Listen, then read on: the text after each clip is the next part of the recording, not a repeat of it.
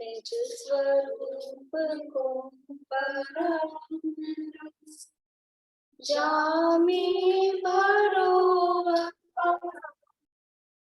बंतो परम समय सागर कुंद कुंद मोहि चंद अमृत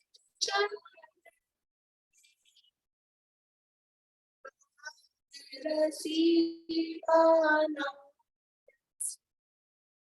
बंतो पद अर्पित बंतो पद मातृवचनिका नामक ये परम अध्यात्म कई पंडित बनारसी दास जी द्वारा रचित है। इसकी चर्चा हम कर रहे हैं और इसके अंतर्गत पहले तो निश्चय व्यवहार रूप से जीव की स्थिति बताई, संसार में जो जीव स्थित है और उसमें किस प्रकार से निश्चय व्यवहार लागू पड़ता है, और फिर उसकी अवस्थाएं, 3 प्रकार की उस संसार में जो जीव है उसकी 3 प्रकार की अवस्थाएं। तो सारी बात बताने के बाद में आगम और अध्यात्म का स्वरूप यहाँ बता रहे हैं। आगम किसे कहा और अध्यात्म किसे कहा? तो जो अशुद्धता की बात करता है, कर्म की बात करता है, यानी जो कर्म के नादि की परंपरा चली आ रही है, उसका नाम है आगम। और जो जीव की शुद्ध पर्याय को देखता है, जो शुद्धता को देखता है, उसका नाम है अध्यात्म। ये यहाँ पर बात बता रहे हैं। तो इसके आधार पर इसमें भी ये आगम का ज्ञान किसको और अध्यात्म का ज्ञान किसको, कि दोनों ही ज्ञान उस समय दृष्टि ज्ञानी जीवों को ही, जो ज्ञाता है उसको ही ये दोनों ज्ञान होते हैं। अज्ञानी को न आगम का ज्ञान है न अध्यात्म का ज्ञान। उसके जीवन में आगम रूप कर्म पद्धति तो है, कर्म का बंधन और कर्म की परंपरा वो तो है उसके जीवन में, लेकिन उसको उसका ज्ञान नहीं है। और मोक्ष मार्ग भी किसे मान रहा है कि आगम के एक अंग को साध कर, आगम को ही साध कर, यानी शुभ राग को ही, व्यवहार रत्नत्रय को ही मोक्ष मार्ग मानता है। लेकिन वास्तव में व्यवहार रत्नत्रय वो मोक्ष मार्ग नहीं है। यहाँ पर एक थोड़ा प्रकरण है, पर वो मैं इसमें से पढ़ के बताती हूँ आपको। बहुत देखिए, ये गुरुदेव के प्रवचन।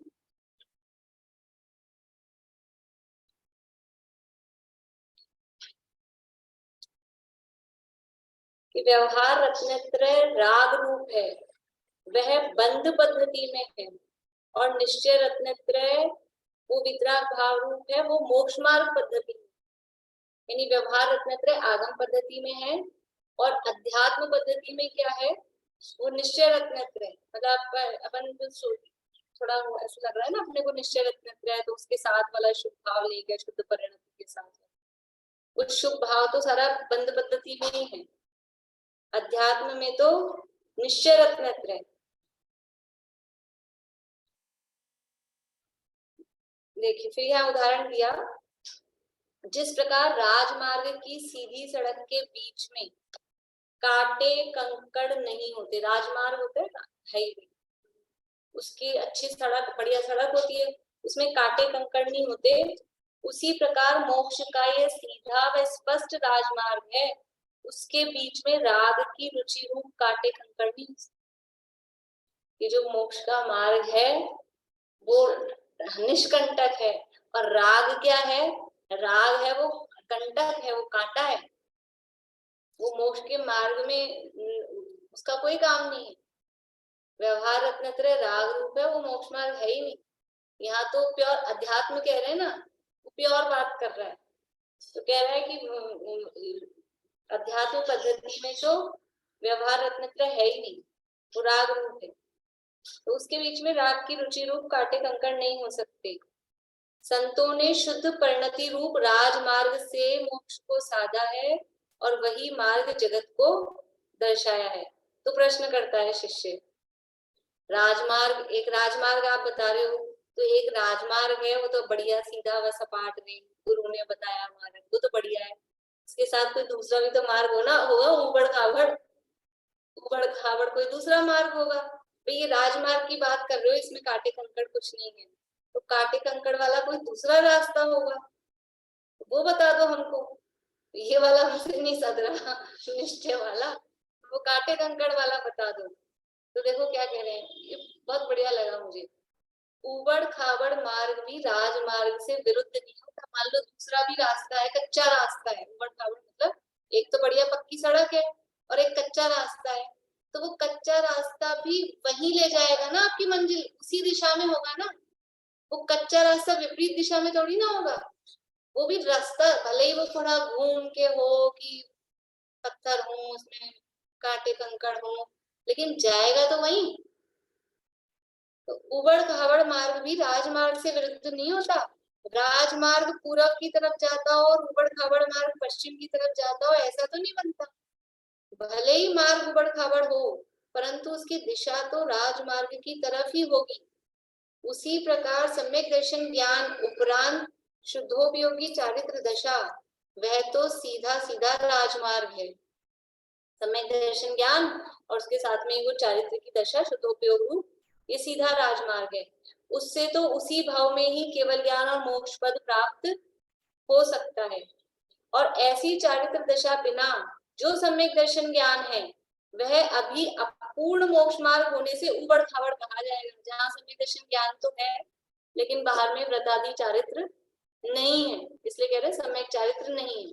देखो व्रतादि जो संयम भाव है, उसी को चारित्र, अपन ने मोक्ष मार्ग प्रकाशक में पीछे पढ़ा था, जो वो एक लाइन दी थी उसने, चारित्र उसके होगा, इसलिए उसको चार से भी अभी चारित्र कहते हैं, समय दृष्टि चौथे वाले।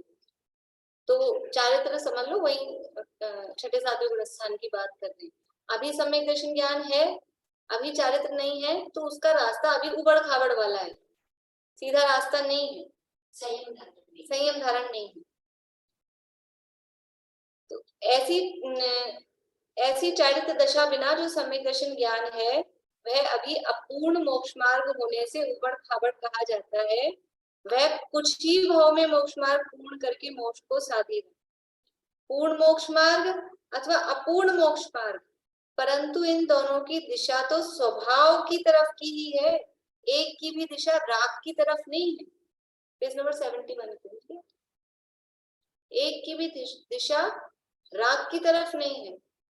चाहे राजमार्ग वाला सम्यक दर्शन ज्ञान चारित्र सहित संयम सहित अभी वर्तमान में कर रहा हो, तो वो तो सरल है, सीधा इसी भाव में मोक्ष ले जाएगा।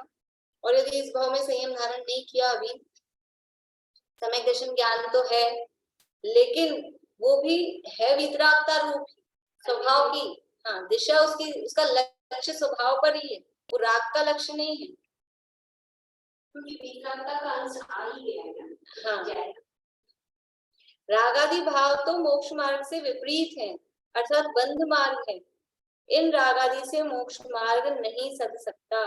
मोक्ष मार्ग के आश्रय से बंधन नहीं, और बंध मार्ग के आश्रय से मोक्ष नहीं।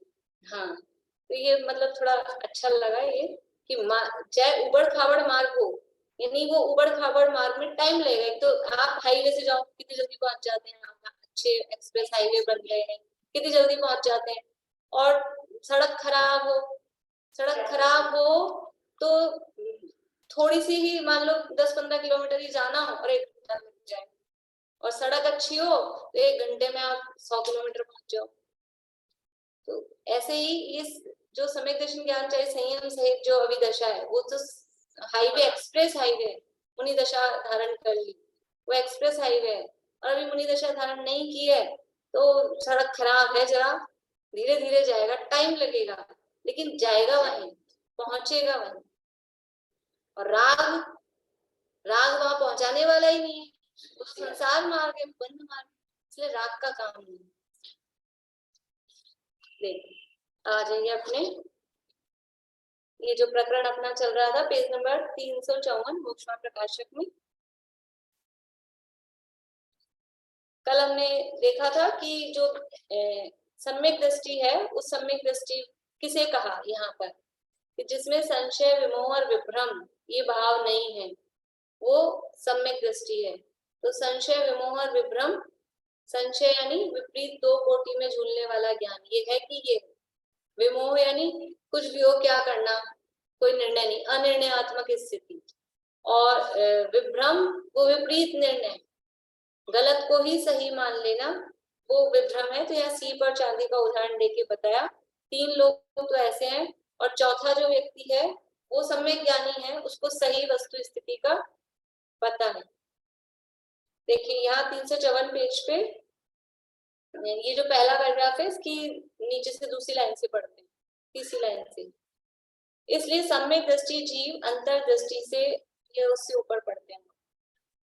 उसी प्रकार सम्यक दृष्टि को स्वपर स्वरूप में न संशय, न विमोह, न विभ्रम, यथार्थ दृष्टि है।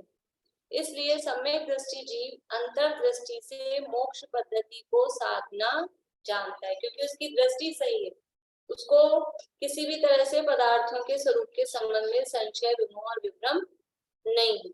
तो वो सही रूप से मोक्ष पद्धति को साधना जानता है। बाह्य भाव बाह्य निमित्त रूप मानता है, वह निमित्त नाना रूप है, एक रूप नहीं है। अनेक प्रकार के बाहर में दूसरे दूसरे निमित्त है, अलग अलग तरह के निमित्त होते हैं। तो वह निमित्तों को निमित्त रूप से जानता है, और वो निमित्त भी अनेक है ये भी समझता है। देखो किसी भी काम में मान लीजिए सम्यक दर्शन होगा, तो सम्यक दर्शन में क्या निमित्त है, तो कोई कोई एक ही निमित्त थोड़ी ना है, वो तो देवशास्त्र गुरु का श्रद्धान, ये तो समझ लो लक्षण है। बाहर में निमित्त कि शेर को हुआ तो मुंडराज ने आके उससे को, हाँ किसी को वैराग्य के निमित्त अलग अलग होते हैं, किसी को बिजली की चमक देख के, किसी को सफेद बाल देख के, किसी को बादल, हाँ तो ये बाहरी निमित्त ही है ना। वो मतलब देवशास्त्र गुरु तो होगा ही होगा कंपल्सरी, को मैं कह मतलब उसमें अपन ऐसे नहीं कहो किसी को इस देव को मान के होता है, किसी को उस देव को मान के होता है, ऐसा नहीं। इसलिए वो तो सबके सिमिलर ही होगा। लेकिन सम्यक दर्शन में किसको किसका उपदेश, कि कोई भी हो सकता है अलग अलग। वैराग्य में कितने ही दुनिया भर के अलग अलग निमित्त, जिस चीज से जिसको स्ट्राइक कर जाए वो उसके लिए निमित्त हो सकता है। तो बाह्य निमित्त अनेक प्रकार है, और वो बाह्य निमित्त निमित्त अंतर्दृष्टि के प्रमाण में मोक्ष मार्ग साधे, और सम्यक ज्ञान स्वरूपाचरण की कणिका जागने पर मोक्ष मार्ग सच्चा, जितनी अंतर्दृष्टि है उस प्रमाण में मोक्ष मार्ग उसका चलता है। अंतर्दृष्टि जितनी यानी जितनी निर्मल परिणति, मतलब शुद्ध परिणति प्रकट हुई है, हाँ स्वरूप स्थिरता कहो, शुद्ध परिणति कहो, कषाय चौकड़ी का अभाव कहो, उतने प्रमाण में उसका मोक्ष मार्ग सद रहा है। और सम्यक ज्ञान स्वरूपाचरण की कणिका जगी, तभी वो मोक्ष मार्ग सच्चा, सच्चा मोक्ष मार्ग तभी सच्चा है और तभी पक्का है। तो सच्चा होगा तभी पक्का होगा, पक्का होगा तभी सच्चा होगा। जब अंदर सम्यक ज्ञान होगा तभी वो मोक्ष मार्ग सच्चा है। मोक्ष मार्ग को साधना, यह व्यवहार और शुद्ध द्रव्य अक्रिय रूप सो निश्चय, ये अध्यात्म का निश्चय व्यवहार बता रहे। जो शुद्ध द्रव्य है, जो अक्रिय निष्क्रिय ध्रुव प्रकालिक अखंड अभेद जो द्रव्य है, वो तो है निश्चय अध्यात्म में। और व्यवहार क्या है, मोक्ष मार्ग, निश्चय मोक्ष मार्ग, उस मोक्ष मार्ग को साधना वो व्यवहार। इस प्रकार निश्चय व्यवहार का स्वरूप सम्यक दृष्टि जानता है, मूल जीव न जानता है न मानता है। मूल जीव बंध पद्धति को साधकर और मोक्ष कहता है, वह बात ज्ञाता नहीं मानती। वो बंध पद्धति मतलब वो खाली व्यवहार शुभ भाव करके ही समझ रहा है कि मेरे मोक्ष मार्ग हो गया, ऐसा ही तो समझते हैं। देखो अपन कह रहे हैं दूसरे जीव के हिसाब से, हम क्या कर रहे हैं मोक्ष मार्ग के लिए, हम सुबह 2 घंटे सुबह बैठ जाते हैं, फिर हम उसके बाद में सुबह से भी अपना हम जाप देते हैं कि हम ध्यान करने बैठ जाते हैं, कि हम स्वाध्याय करते हैं, फिर हम पूजा करते हैं, फिर हम दिन में भी स्वाध्याय करते हैं, फिर हम शाम को भी स्वाध्याय करते हैं, फिर इसके बाद भी हम और बैठ जाते हैं। तो हम क्या, और हम बाहर में हम ये नहीं खाते, ये नहीं खाते, ऐसा एकासन करते हैं, ऐसा उपवास करते हैं, रात्रि में पानी भी नहीं पीते हैं, ये सब हम करते हैं। और क्या करें, और क्या करें, सुबह से 4 बजे से उठ के बैठ जाते हैं और पढ़ते हैं, स्वाध्याय करते हैं, ध्यान लगाते हैं, और क्या करें। तो ये सब करके हम समझ रहे हैं मोक्ष मार्ग सद रहे हैं, ये सब है क्या। देखो पूजा पाठ व्रत उपवास वो भी क्रिया कांड है, और स्वाध्याय और ध्यान की भी तो क्रिया ही चल रही है, वो भी तो क्रिया ही चल रही है ना। देखो निषेध नहीं है कि उसको छोड़ देना, लेकिन उसमें संतुष्ट हो रहे हैं, उसी को मोक्ष मार्ग मान रहे हैं, यही हम कर रहे हैं मोक्ष मार्ग के नाम। उसमें संतुष्ट नहीं होना, रास्ता तो इसी में से मिलेगा, इसको छोड़ देंगे तो कहाँ जाएंगे, तो अशुभ में जाएंगे। इसलिए छोड़ने की बात नहीं है, लेकिन ये अभी सही रास्ता नहीं मिला, अभी मंजिल पे नहीं पहुंचे हम। ये मार्ग का मार्ग चल रहा है, वास्तव में कभी मार्ग भी नहीं पहुंचे, मार्ग भी नहीं मिला, ऐसी स्थिति। ये समझ में रहे, ये ध्यान में रहे बात, तब तो ठीक है, नहीं तो फिर उसी को मान के संतुष्ट हो जाते हैं। ज्यादातर लोग ऐसे ही होते हैं, ये सब कर करा के हो गया, नरम हो गया बस।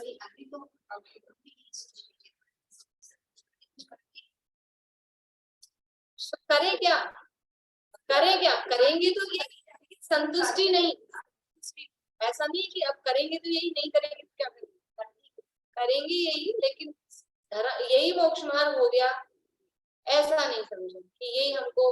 जैसे कि अभी हम ध्यान करते हैं, ध्यान करने में ठीक है उपयोग थोड़ा बहुत जम रहा है मान लो किसी का, और थोड़ा समझ में आ रहा है शरीर भिन्न है, आत्मा भिन्न है। जैसे अपन वो विकास भैया ने दिए थे ना भाई, उंगली में लगी तो दर्द किसको हो रहा है, उंगली को पूछो उंगली को हुआ क्या, उंगली को नहीं हुआ, ये मैं हूँ मैं। तो ऐसा समझ के अपन सोचे कि हाँ हो गया मुझे मैं। तो ये संतुष्ट, अभी ये शब्दों में ही है, शब्दों में ही चलता है, विचारों में ही चलता है, लेकिन वो जो क्योंकि उसका लक्षण है, जब वो आत्मा का अनुभव होगा तो कुछ अतीन्द्रिय आनंद कुछ अलग आएगा। वो आया क्या, वो आया क्या, वो नहीं आया, तुम तो वैसे ही टेंशन में कोई स्थिति, तो फिर बड़ी में तो नहीं आएगा, लेकिन मतलब कोई इतने में ही संतुष्ट हो रहा है तो वो लक्षण से मिलान करो, पहचान कहीं। जैसे बैठे ध्यान में और आज तो मुझे आत्मा दिखा, बिल्कुल सफेद सफेद बढ़िया सा आकार दिख रहा था, तो अगर आकार दिख रहा है इट मीन्स ये आकार किसका होता है, ये बहुत गलत है। यदि हमें सफेद सफेद दिख रहा है तो ये लक्षणों से जान लेना, सफेद ये पुद्गल का लक्षण है, ये बाहरी कोई आकार इस तरह का दिख रहा है, ऐसा होता है, अपने को भ्रम हो जाता है। मान लो भगवान के दर्शन करके और आंख बंद करी तो ऐसे शेप सी दिखने लगती है आंखों के आगे, ऐसा होता है ना अपने कुछ, तो वो ये इसलिए हम भ्रम में गलत नहीं समझ लें कि हो गया कुछ क्षणिक, समझ लो थोड़ी शांति है, विषय की मंदिरता है तो क्षणिक थोड़ी शांति का सा अनुभव हो क्षणिक रूप से, तो इसी को अतीन्द्रिय आनंद नहीं समझे। ये सब वो कषायों की मंदता का, उस शुभ भाव का ही समझ लो, उसमें भी शांति लगती है ना, कषाय की मंदता में भी थोड़ा सुख लगता है ना, आनंद आता है थोड़ा। तो ये लक्षणों से पहचाने कि उसका लक्षण क्या है, आत्मा का लक्षण क्या है, वो कोई आकार, कोई रंग, कोई गंध आ रही है, बढ़िया अच्छी से कहीं से गंध आ रही है और सच्ची आत्मा की खुशबू आ रही है, तो ऐसा कोई आत्मा का स्वरूप नहीं है। ये जो भी है ये सब पौद्गलिक निर्णय रहे, तो अज्ञानी है वो बंध पद्धति को साध कर ही मोक्ष कहता है, लेकिन ज्ञाता वो बात नहीं मानते। क्यों, इसलिए कि बंध के साधने से बंध सदता है, मोक्ष नहीं सदता। आप साध किसको रहे हो, आप तो राग को ही साध रहे हो ना, तो राग साधना, तो राग तो बंध मार्ग है, उससे वही सदेगा। आपने काम किसका किया, जैसे समझ लो कि एग्जैक्ट नहीं ध्यान आ रहा, लेकिन मतलब ऐसा होता है ना कुछ कि अपन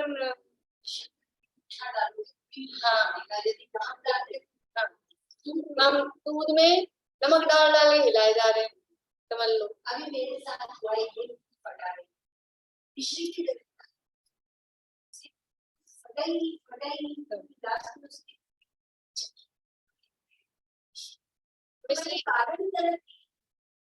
मिश्री को फिटकरी समझ के दूध में डाल रहे हैं छेना बनाने के लिए, तो अब कैसे होगा, तो आप काम किसका कर रहे हो, आप आप तो दूध को और मतलब मीठा कर रहे हो, तो उससे वही सधेगा ना। आप जो काम करोगे उससे वही सधेगा। अब राग के रास्ते पर जा रहे हो और सोच रहे हो कि हमें मुक्ति मिले, तो राग का रास्ता तो बंध की तरफ, संसार की तरफ ले जाने में, उसकी दिशा ही विपरीत है। अभी जो गुरुदेव का पढ़ के सुनाया ना, कि उसकी दिशा ही उल्टी है। और मोक्ष में ले जाने वाले की उसकी दिशा अलग होगी, भले ही वो धीरे चले कि जल्दी चले, पर दिशा तो वो होनी चाहिए। वीतरागता किसी भी रूप में हो, स्लो वाली हो कि फास्ट वाली हो, उसकी दिशा मोक्ष की तरफ है। और राग कोई सा भी हो, उसकी दिशा संसार की तरफ। तो बंध के साधने से बंध सकता है, मोक्ष नहीं सकता। ज्ञाता जब कदाचित बंध पद्धति का विचार करता है, तब जानता है कि इस पद्धति से मेरा द्रव्य अनादि का बंध रूप चला आया है। अब ज्ञाता भी बंध पद्धति का, क्योंकि उसका ज्ञाता है ना, वो आगम का भी ज्ञाता है, तो ऐसा नहीं उसका विचार नहीं करेगा, उसका विचार करता है। तो जब वो उसका विचार करता है तो क्या विचार करता है कि मेरा द्रव्य भी, मैं भी अनादि से बंध रूप चला आया है, मेरा द्रव्य भी। अब इस पद्धति से मोह तोड़कर प्रवण, अब इस जो ये अनादि की बंध की परंपरा चली आ रही है, इस बंधन से, इस शुभ राग से, ये राग से मोह को तोड़। राग से मोह है, उसको गुरुदेव बोलते थे राग का राग है। ज्ञानी को राग तो होता है, राग तो ज्ञानी भी को भी होता ही है। चौथे से गुणस्थान से लेके 10वें गुणस्थान तक राग है, लेकिन राग का राग नहीं, वो राग का राग वो मिथ्यात्व है। तो कह रहे इस बंध पद्धति से मोह को तोड़। ये इस राग में जो राग पड़ा है ना, तो राग को जो अच्छा मान रखा है, ये तो भला है, उससे मोह को तोड़कर प्रबल। इस पद्धति का राग पूर्व की भांति हे नर किस लिए करते हो? आगम पद्धति का राग क्यों करते हो? बंध के मार्ग में क्यों लगे हो? बंध को बढ़ाने में क्यों लगे हो? बंधन, जैसे वो अभय जी वैसा उदाहरण देते हैं, भजन चलता है, वीर प्रभु का है कहना, राग में जीव तुम मत फंसना। तो कैसे गाते हैं उसको? वीर प्रभु का है कहना, राग में जीव तू मत फंसना। अब कैसे गा रही हूँ? राग में मत फंसना, राग से गा रही हूँ, बिना कोई राग बिगाड़ दे महाराज। जो कह रहे राग में मत फंसना, ये तो इसी राग में फंसता है। और वो तो कह रहे वो राग, राग भाव जो है, और फिर भी राग में फंसता है। तो ये इस पद्धति का जो राग है, ये राग है, इसका राग जमा हुआ है। वो राग किस लिए करते हो? क्षण मात्र भी बंद पद्धति में मग्न नहीं होता वह ज्ञाता अपने स्वरूप को विचारता है। ज्ञाता कैसा है? वो बंद पद्धति में मग्न नहीं होता क्षण भर को। बंद पद्धति उसके जीवन में है, बंद पद्धति को जानता भी है। सम्यक दृष्टि ज्ञानी के जीवन में आगम पद्धति है कि नहीं है? है। जब तक मोक्ष मार्ग की दशा है, साधक दशा है, तब तक है, उसको जानता है। लेकिन वो क्षण मात्र भी उसमें मग्न नहीं होता। मग्न नहीं होता मतलब उसको भला नहीं जानता, उपादेय नहीं जानता, करने योग्य अच्छा नहीं मानता। अभी नीचे में सब वही बात बता रहे, हेगे उपादेय। क्षण मात्र भी बंद पद्धति में मग्न नहीं होता वह ज्ञाता अपने स्वरूप को विचारता है, अनुभव करता है, ध्याता है, गाता है, श्रवण करता है। अभी ज्ञाता का बता रहे हो, करता क्या है? बंद पद्धति में मग्न नहीं होता, और वो तो अपने स्वरूप में मग्न होता है, अपने स्वरूप को विचारता है, अपने स्वरूप का अनुभव करता है, अपने स्वरूप को ही ध्याता है, अपने स्वरूप को ही गाता है, राग नहीं गाता है, अपने स्वरूप को गाता है, श्रवण करता है, नवदा भक्ति, तप, क्रिया अपने शुद्ध स्वरूप के सन्मुख होकर करता है। यह ज्ञाता का आचार, इसी का नाम मिश्र व्यवहार। ये उसका मिश्र व्यवहार, वो जो कुछ भी करता है अपने स्वरूप के सन्मुख रह के करता है।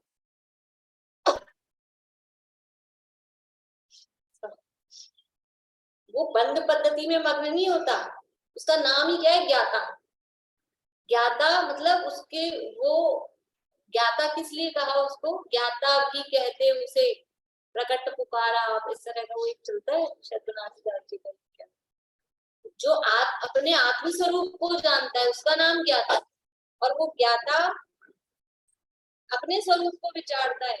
जो भी देखो अपने यही करता रहता है कि सारे दिन वो करता है दूसरे काम, लेकिन उस काम में भी वो अंदर क्या चल रहा है उसके, जैसे वो संजीव जी सुनाते हैं मिलाप चंदी डंडिया का, पनिहार इन बातें करे खूब मचावे शोर, पर रहता है हर समय मन गगरी की ओर। गांव में स्त्रियां एक के ऊपर 3-4 घड़े रख के और मस्ती से और बातें करती हुई चलती जा रही है। अपन को देख के रह रहा है क्या लेकिन वो बातें करती दिख रही है आराम से, सहेलियों से मजाक करती दिख रही है, लेकिन हर समय ध्यान कहाँ है?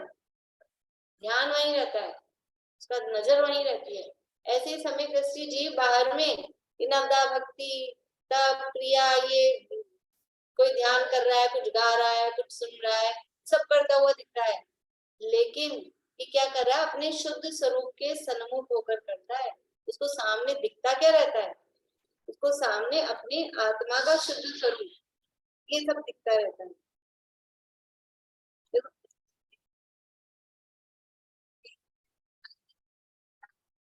हाँ, दीपक को भरत जी घर में ही वैरागी, आप तो यूं ही इतने तो राग रंग में रहते हो, भरत जी को कहता कि उनका समझ लो प्रजा का व्यक्ति कि जबरदस्ती आपने अपना बहुत बड़ा वो बना रखा है, भरत जी घर में ही वैरागी, इतने महलों में दानी में ऐसा ऐसा तो भोजन करते हो और फिर कहते हो घर में ही वैरागी। तो उसको एक दीपक दे दिया लबालब तेल से भरा हुआ, और कि तुम जाके देख के आओ हमारे सारे महल राग रंग, लेकिन ये दीपक हाथ में ले जाना और एक बूंद टपकनी नहीं चाहिए, एक बूंद टपकी और ये सिपाही साथ में जा रहा है, सिर धड़ से अलग हो जाएगा, एक बूंद भी टपकी तो वो सारे देख के आप मना भी नहीं कर सकता कि रहने दो नहीं देखूंगा। अब राजा ने कह दिया जाना भी पड़ेगा, गया, फिर आया घूम घाम के, जो पूछा राजा साहब ने भरत जी ने, देखिए है सब बढ़िया? बोले कहाँ देखे, मौत दिख रही थी सिर पे। ऐसे ही हमें भी वो बोले कि हम भी ये रहते हुए दिखते हैं, लेकिन हर समय वो अपना शुद्धात्मा आगे दिखता है, क्योंकि मौत हर समय दिखती है। अगर जरा भी इनमें रमे तो क्या होगा? मौत है फिर, इसलिए वो शुद्धात्मा आगे होता है। तो यहाँ पर ये सब ये किस तरह से ज्ञानी भक्ति करता है, तो ये गुरुदेव ने ये नाटक समय सागर एक छंद है, वो नवदा भक्ति किस प्रकार से करता है, तो श्रवण कीर्तन चिंतवन सेवन वंदन ध्यान लघुता समता एकता नवधा भक्ति प्रधान। मतलब अपनी जो नवधा भक्ति चलती है ना 9 प्रकार से, मन शुद्धि वचन शुद्धि, वो वाली नहीं, यहाँ उसके 9 प्रकार से गुण बताए सम्यक दृष्टि ज्ञान, वो नवधा भक्ति का। तो श्रवण है, अपने गुणों के संबंध में अपना गुणगान सुनने में जिसको प्रमोद आता है। देखो आत्मा की शक्तियों की चर्चा चल रही हो तो आत्मा की शक्तियों की बात चल रही हो, आत्मा की महिमा चल रही हो, आत्मा का स्वरूप चल रहा हो, तो मुंह लटका के बैठा रहता है और जरा सा नाम लेके कह दे सुशीला आंटी आज तो बड़े स्मार्ट लग रही तो क्या लगे, तो समझे मेरी प्रशंसा हुई, उसमें प्रमोद आता है। और सम्यक दृष्टि को ये आत्मा के गुणों की चर्चा सुनने में प्रमोद, अंदर से प्रमोद, गुणेशु प्रमोदम, उसमें प्रमोद आता है। ये उसका श्रवण, कीर्तन कि अपने चैतन्य के गुणों के ही बखान करना, ये उसका कीर्तन, चिंतन कि अपने गुणों का बारंबार चिंतन करना, ये उसके चिंतन है। और सेवन करता है, किसका सेवन करता है? कि अपने गुणों का ही अपने अंदर में सेवन करता है। सेवा, सेवन करना, सेवा करना, उसके हाँ, सेवा करने का मतलब है कि सेवा मतलब उसकी चाकरी करना, उसके आगे पीछे रहना ताकि वो गुण भी अपने में आए, सेवा का अर्थ होता है। तो गुणों के ही चाकरी करता है, गुणों का ही सेवन करता है, हाँ अनुराग करता है। वंदन करता है, तो किसको वंदन करता है? कि अपने चैतन्य स्वरूप में, अपने शुद्धात्म स्वरूप को ही वंदन करता है, वो उसकी भक्ति है। और ध्यान किसका करता है? कि वही अपने गुणों का, अपने शुद्धात्मा का वो ध्यान करता है। और फिर है लघुता कि पंच परमेष्ठी जो है, पंच परमेष्ठियों के समक्ष वो अपने आप को लघुता रूप से, मैं बड़ा सम्यक दृष्टि हो गया और मैं बड़ा ज्ञानी धर्मात्मा हो गया, लघुता रहती है। जो ज्ञानी होते हैं ना, वैसे भी आप दुनिया में देखो, जो जितने समझ लो एजुकेटेड होते हैं, पढ़े लिखे होते हैं, वास्तव में तो सुक्ति चलती, विद्या ददाति विनयम। अगर सही मायने में विद्या आई है अंदर, अध्ययन है, तो विनयशील होता है वो व्यक्ति। तो जो जितने ऊंचे पद पे होता है वो उतना लघुता के साथ रहता है। और यदि वो लघुता नहीं आई है, इसका मतलब वो तुम्हारी पढ़ाई उतनी नहीं है जीवन में। अगर पोलाइट नहीं हो, अपने अक्खड़ है, अपने आप को समझते हैं हम ही है, तो सम्यक दृष्टि ज्ञानी वो वास्तव में ज्ञानी है ना, सम्यक ज्ञानी, तो उसके जीवन में लघुता रहती है। वो अपने आप को हाँ विनयवान रहता है पंच परमेष्ठियों के प्रति, कि मैं बहुत बड़ा ज्ञानी हो गया और कुछ हो गया, ऐसा नहीं। चार ज्ञान के धारी गणधर देव भी तीर्थंकर परमात्मा के सामने ऐसे हाथ जोड़ के कि मैं चार ज्ञान का धारी, इतने संघ का गणधर नायक, ऐसा घमंड नहीं आता।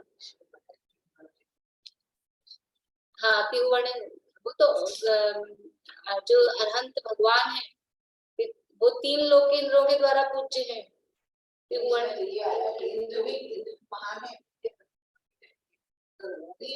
हाँ हाँ, इंद्र सम्यक दृष्टि होकर भी वो भगवान के चरणों में झुक रहा है, भगवान के चरणों में झुक रहा है। ऐसा नहीं कि मैं तो इंद्र, देखो मैं इनका समर्षण रचता हूँ, मैं इनके पंचकल्याणक मनाता हूँ, ऐसा घमंड में नहीं आता, लघुता है। देखो लघुता कब आती है कि जिसको पूर्णता का भान है, जो आज दिन में चर्चा चल रही थी ना रत्नगंज शावकाचार्य, कि जिसको अपने केवल ज्ञान स्वभाव का भान है, उसको इन छोटे मोटे ज्ञानों में घमंड नहीं आता कि अभी वर्तमान में ज्ञान में शिव क्षमा है। उसको पूर्णता का ज्ञान है कि एक्चुअल में तो ये है, इतने से ज्ञान का क्या घमंड करना, ये तो शर्म की बात है इतना सा ज्ञान हो। तो ऐसे ही जिसको अपने पूर्ण स्वभाव का ज्ञान है, तो उसको वर्तमान की दशा में वो लघुता वर्तती है, उसको उसका मान नहीं आता, मद नहीं होता, लघुता।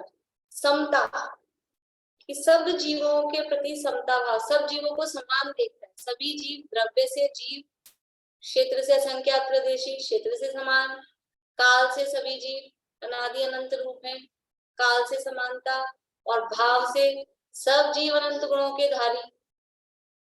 द्रव्य क्षेत्र काल भाव से सब जीव समान, तो ऐसे समता का भाव और एकता का, एकता मतलब अपने आत्मा को ही मैं, शरीर में एकता नहीं, अपने साथ ही अपनी एकता, ये उसका एकता। तो इस तरह से ये 9 प्रकार की भक्तियां बनारसीदास जी का ही तो बता रही हूँ, वो अलग है। ये भी बनारसीदास जी का यही मोक्ष द्वार में नवदा भक्ति के स्वरूप में दिया।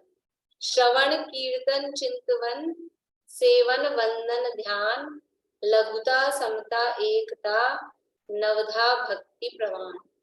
ये 9 प्रकार की भक्तियां, 8वां छंद है मोक्ष द्वार का, नाटक समय सार में। तो नवधा भक्ति, सम्यक दृष्टि की नवधा भक्ति कैसी होती, ये बताइए। इस तरह से वो नवधा भक्ति करता है अपने आत्मगुणों के संबंध। तो द्रव्य क्षेत्र काल भाव से जीवों में समानता, तो द्रव्य रूप से सभी जीव द्रव्य हैं, ये द्रव्य से समानता हुई। क्षेत्र से सभी जीव असंख्यात प्रदेशी हैं, ये क्षेत्र से समानता हुई। काल की अपेक्षा सभी जीवन आदि अनंत हैं, ये काल से समानता हुई। और भाव में सभी अनंत गुणों के धारी हैं, ये भाव से समानता।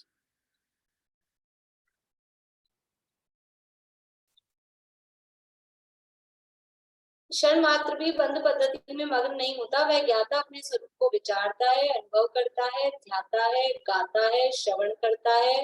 नवधा भक्ति तप क्रिया अपने शुद्ध स्वरूप के सन्मुख होकर करता है, काम सारे करता है, लेकिन लक्ष्य किसका है, लक्ष्य अपने शुद्ध स्वरूप के सन्मुख। देखो इसके लिए वही समझ लो, स्त्री का उदाहरण दिया जाता है कि स्त्री है, सारे काम करती है घर में, साफ सफाई कर रही है, खाना बना रही है और ससुर जी को खान भोजन करा रही है, कि देवर को भोजन करा रही है, कि इनसे बात करी, लेकिन लक्ष्य में कौन है, नजर में कौन है? दूसरों से बातें करते दिखे और उसे काम करते दिखे, ये वो सब, लेकिन नजर में कौन रहते? नजर में पति ही रहते। ऐसे सम्यक दृष्टि की नजर में वो अपना ध्रुव शुद्धात्मा वही रहता है, बाकी ये ध्याता है, गाता है, ये करता है, वो करता है, सब करता है, नजर में वो।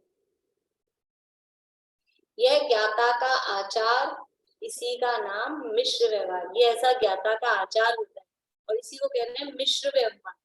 मिश्र व्यवहार मतलब मिश्र परिणति इसे कहते हैं, कि अंदर लक्ष्य तो है शुद्धात्मा का और बाहर में जो भी क्रियाएं हो रही है वो बाहर में क्रियाएं हैं।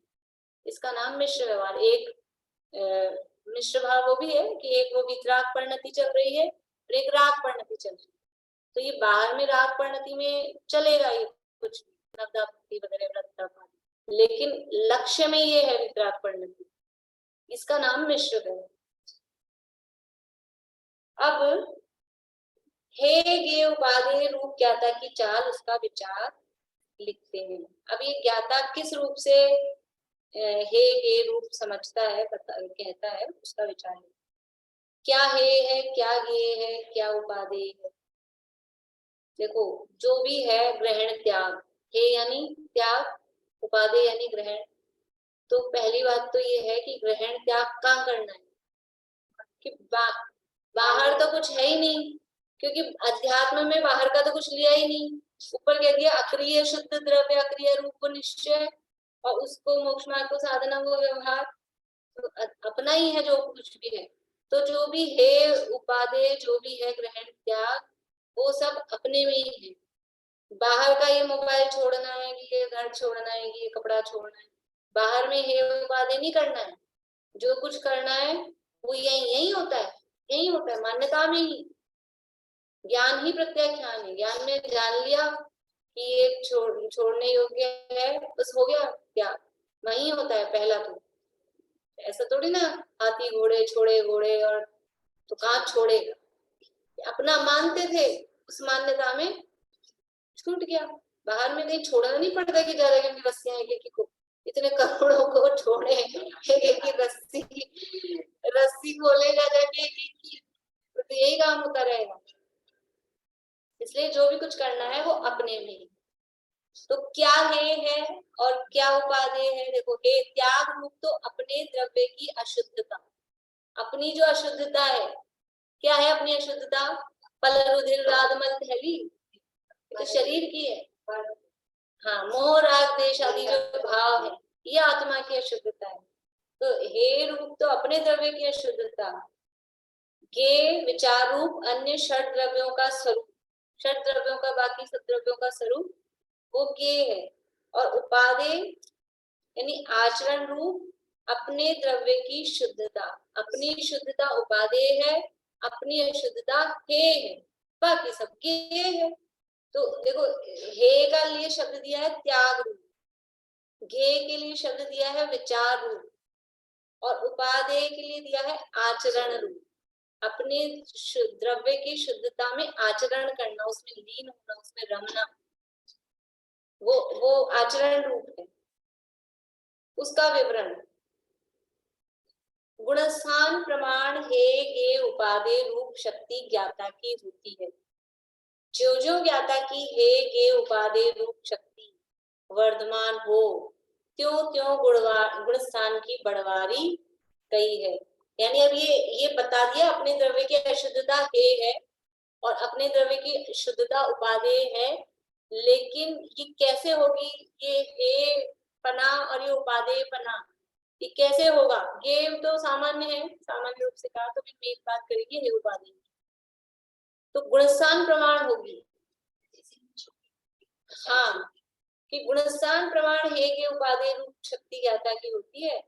जो जो उसकी हे बना यानी अशुद्धता है ना, तो जैसे जैसे अशुद्धता हे होती है उसका त्याग होता है, वैसे वैसे गुणस्थान बढ़ता है।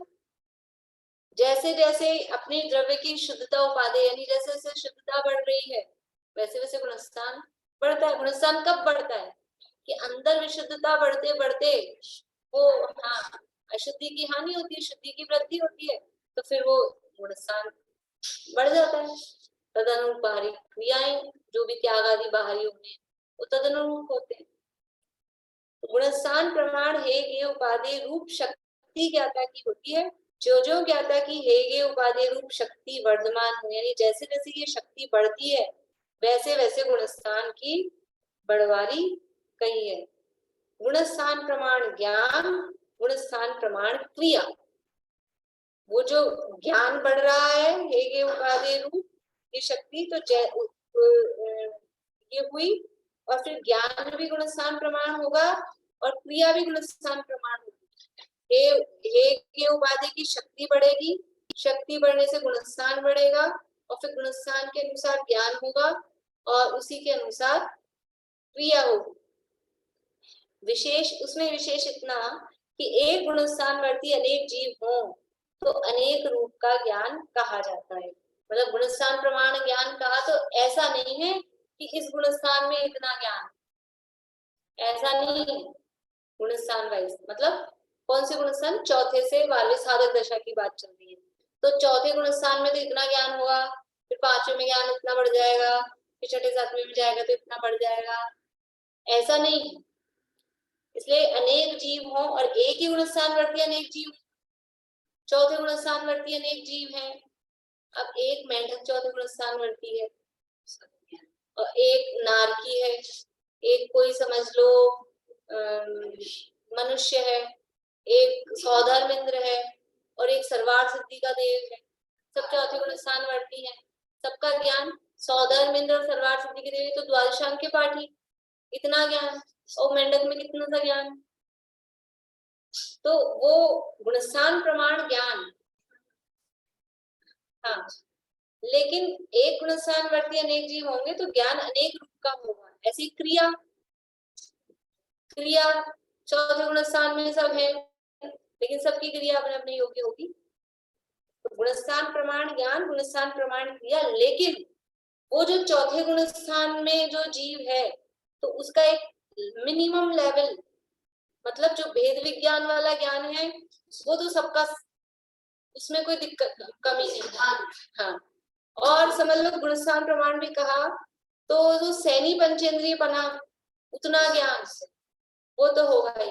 ऐसे गुणस्थान प्रमाण क्रिया, तो मान लीजिए कोई पंचम गुणस्थान वर्ती है, कोई तिर्यंश है, कोई मनुष्य है, देवनार की तो होते नहीं है, तो अब उसमें उसकी क्रिया, अब वो जिस भूमिका में है लेकिन उसकी क्रिया कुछ तो होगी।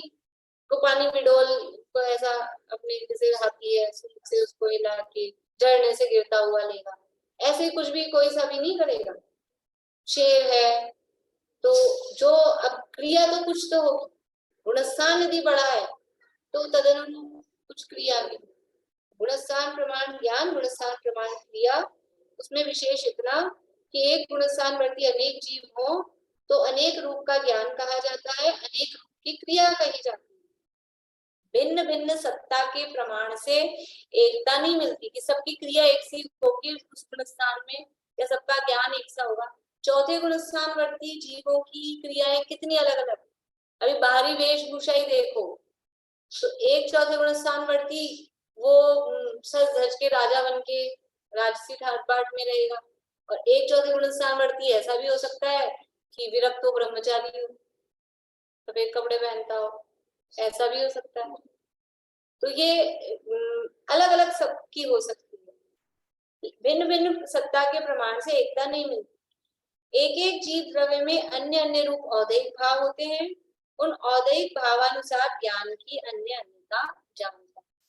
गुणस्थान सेम हो लेकिन सबके औदैहिक भाव अलग अलग, सबके औदैहिक भाव। एक लौकांतिक देव वहीं पांचवें स्वर्ग में सम्यक दृष्टि, और पांचवें स्वर्ग का इंद्र भी होगा, अन्य भी सम्यक दृष्टि होंगे कि नहीं होंगे पांचवें स्वर्ग में, लेकिन और सब आ जाएंगे पंचकल्याणक में और उनको पंचकल्याणक में आने का भाव नहीं आएगा, वो खाली वैराग्य की अनुमोदना में करने जाएंगे। तो यह औदैहिक भावों की भिन्नता, सबके अपने अपने टाइप के अलग अलग औदैहिक भाव होते हैं सब में। पहले गुणस्थान में देख लो अपने लोगों में सब में अलग अलग है, चौथे वाले की भी इसी तरह के, सौधर्म इंद्र चौथे गुणस्थान वर्ती, और समझ लो तीर्थंकर के पिताजी वो भी चौथे गुणस्थान वर्ती, अब सौधर्मेंद्र तीर्थंकर के दर्शन करते ही 1000 नेत्र बना के उसको दर्शन करने का भाव आता है, 1000 नेत्र बना। और वो पिताजी तो ऐसा कहते हैं, वो सौधर्मेंद्र तो उनके रूप को देख के तृप्त नहीं होता, 1000 नेत्र बनाता है, और वो पिताजी भी उसके रूप को देख के तृप्त नहीं होते, वो आंखें बंद कर लेते। क्या करें, सबके अपने अपने औदिक भाव, सबके अपने अपने औदिक भाव है। किस किस तरह से वो औदिक भाव कैसे कैसे होते हैं। एक को चवर ले लेके खूब नाचने का भाव आता है भगवान के सामने, और एक को अंतर्मुख होने का, कि आत्मा के मतलब इस रूप में उसको भाव आता है।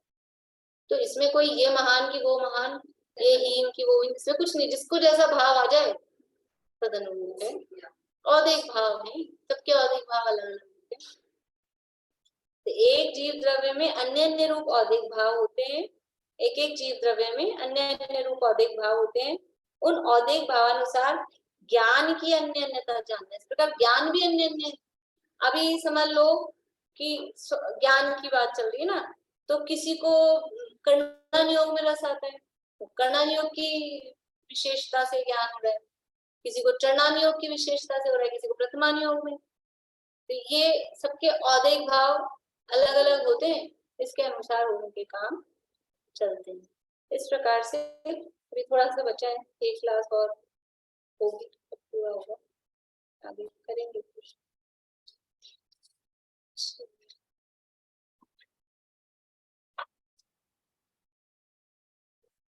बात तो वही है एक्चुअल में, मतलब अब बात वही, जो कोई कुछ नहीं पढ़ा हो, मान लो ज्यादा स्वाध्याय नहीं किया हो और पहली बार पढ़े, तो कुछ लगे अपन ने तो इतने समझ लो प्रवचन भी सुने हैं सब है, तो ये बातें तो सारी इनमें से विद्वानों के द्वारा हाँ आई गई है, पर उन्होंने उसको समझ लो जब इन्होंने लिखा होगा तब इस रूप में नहीं होगा, भाई इसने इस रूप में नहीं लिखा होगा।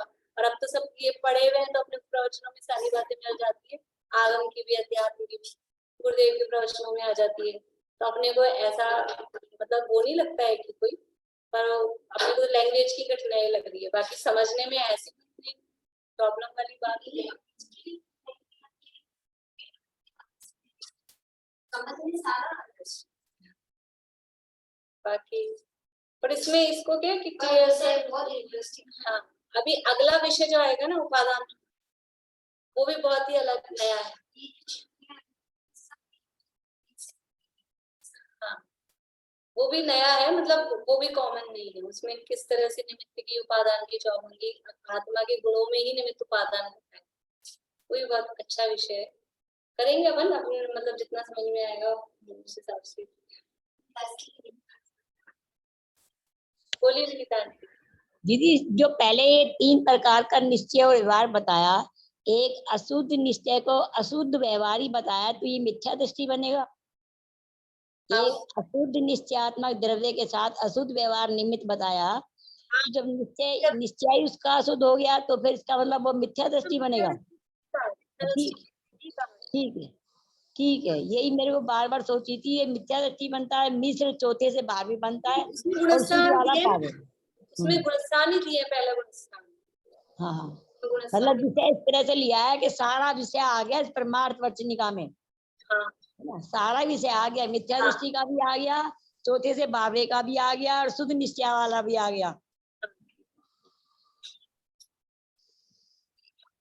नाम ये है परमार्थ और ये, लेकिन कर्णन योग की बात मतलब ऐसा नहीं कि अकेला बिल्डिंग की बात है, सारे अनुभवों का समावेश करके सार रूप में दे दिया।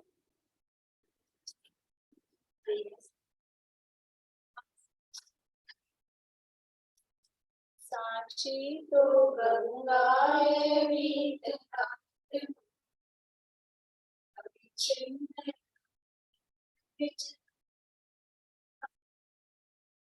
जामे अति विमल जहाँ नहीं संशय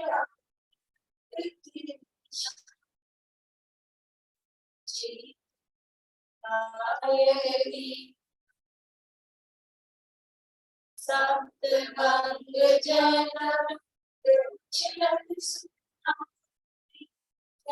जन चित्र